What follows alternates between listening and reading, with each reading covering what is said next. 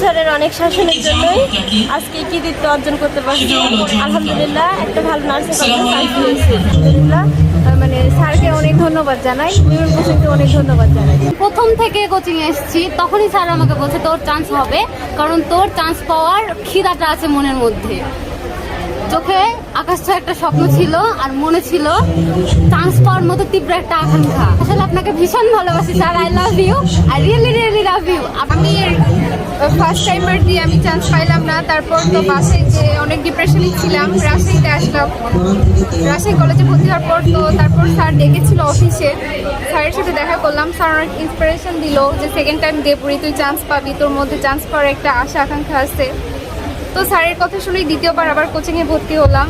তো স্যার ভাইয়া সবার সহযোগিতায় দ্বিতীয়বার ট্রাই করলাম, পেলাম।